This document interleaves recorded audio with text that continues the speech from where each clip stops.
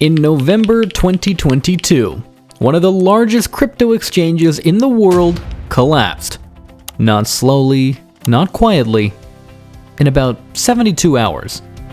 $32 billion. Gone. Not lost in a market crash, not stolen by hackers, spent by the people who were supposed to be keeping it safe. And at the center of it all was a 30-year-old man who had convinced the world he was one of the good ones. His name was Sam Bankman-Fried. Most people called him SBF, and for a brief but dazzling moment, he looked like the most important person in crypto. He ran FTX, one of the fastest growing cryptocurrency exchanges ever built. It was worth an estimated $32 billion at his peak.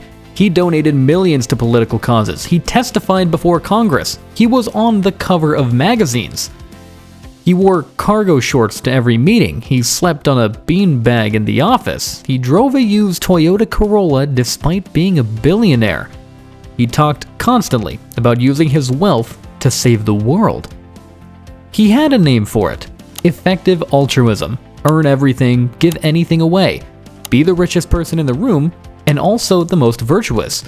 And people believed him. I mean, that was the point. Sam Bankman-Fried grew up in California. His parents were both professors at Stanford Law School. He studied physics at MIT. By any measure, he was smart. The kind of smart that makes people stop asking questions and start assuming the answers must be good. But what made him interesting was his philosophy. SBF was a committed, effective altruist. The idea, roughly, is this: earn as much money as possible and give it all away to do the most good. Don't be a monk, be a machine. Make money like a weapon and aim it at the world's biggest problems. It's a compelling framework. It also makes for a very compelling public image. After MIT, he worked as a trader at Jane Street Capital in New York. He was good at it, very good. He understood risk, probability, and how to move fast when others hesitated. And in 2017, he discovered crypto arbitrage. The same Bitcoin was trading at different prices in different countries. SBF figured out how to exploit that gap, and he made a lot of money doing it. He founded Alameda Research in 2017, a crypto trading firm. Then in 2019, he founded FTX. And that is when the story really begins. FTX grew at a speed that was almost difficult to process. Within 2 years, it was one of the top crypto exchanges in the world. It had millions of users. It processed billions in daily trading volume. SBF was everywhere.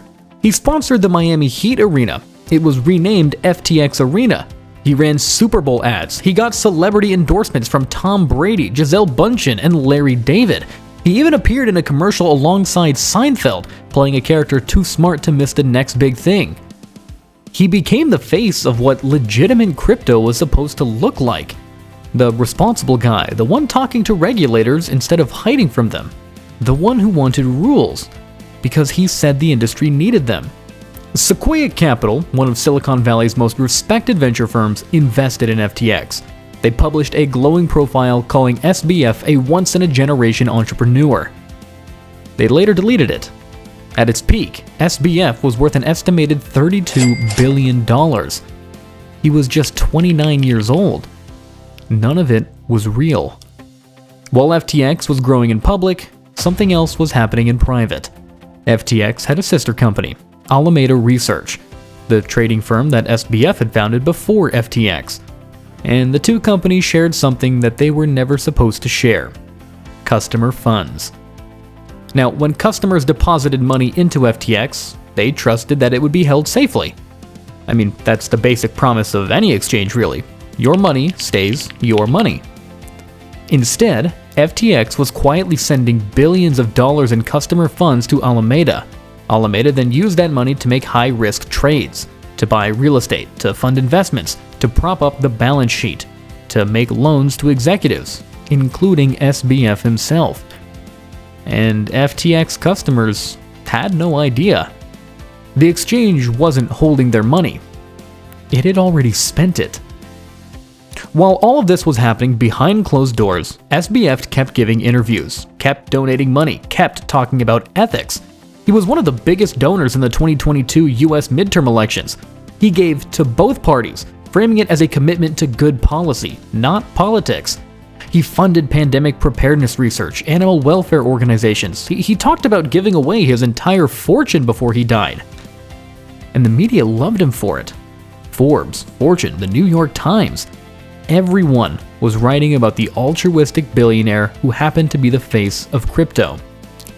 The image was so good that even sophisticated investors stopped asking hard questions. That is what a good enough story can do. It doesn't just fool individuals, it fools entire institutions. But in November 2022, a single report changed everything. CoinDesk published a story about Alameda Research's balance sheet, and what it revealed was alarming. A huge portion of Alameda's assets were held in FTT, a token that FTX itself had created. In other words, one company was using tokens created by its own sister company as its main asset. If the token lost value, both companies were in trouble, and the token's value depended almost entirely on FTX continuing to exist. It was a house of cards dressed up as a balance sheet. And then, Changpeng Zhao entered the story. CZ was the founder of Binance, FTX's biggest competitor. He'd previously invested in FTX, but SBF had bought him out. There was no love lost between them. When the CoinDesk report came out, CZ announced publicly that Binance would sell all of its FTT tokens. It was a single tweet, casual in tone, devastating in effect. That single announcement triggered a bank run. FTX customers rushed to withdraw their funds. $6 billion in withdrawal requests. In 72 hours, FTX could not pay them. FTX froze withdrawals. SBF reached out to CZ about a potential bailout. CZ signed a letter of intent, then walked away after reviewing FTX's books. What he found was described as a significant mishandling of customer funds. On November 11, 2022, FTX filed for bankruptcy. SBF resigned as CEO. The new CEO brought in to manage the collapse was John Ray III, the same man who oversaw the Enron bankruptcy. He said that he never, in his entire career, seen such a complete failure of corporate controls. No proper accounting, no board oversight, no record of where billions of dollars had gone. 1 million creditors, between $10 and $50 billion in liabilities, and a hole in the accounts that nobody could fully explain. SBF did not disappear quietly. In the days after the collapse, he kept tweeting, kept giving interviews. He seemed, to many observers, genuinely confused about why people were angry. He said he hadn't realized the full picture. He said it was a liquidity problem, not a fraud. He said he was sorry. In December 2022, he was arrested in the Bahamas.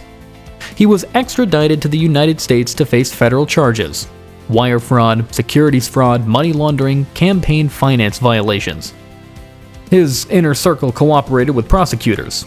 Caroline Ellison, the CEO of Alameda and SBF's former girlfriend, pleaded guilty and testified against him.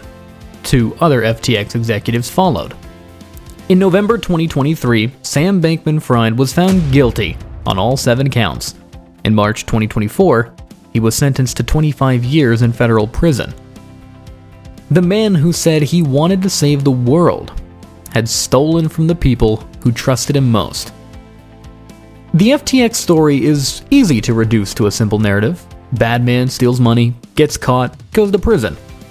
But the more interesting question is not what SBF did. It's how he got away with it for so long. The answer is uncomfortable.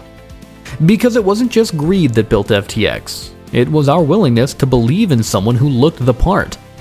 He was young, he was disheveled, he talked about ethics constantly. He didn't look like a fraudster. He looked like the antidote to one.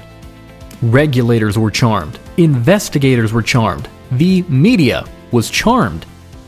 And that is perhaps the most dangerous kind of fraud.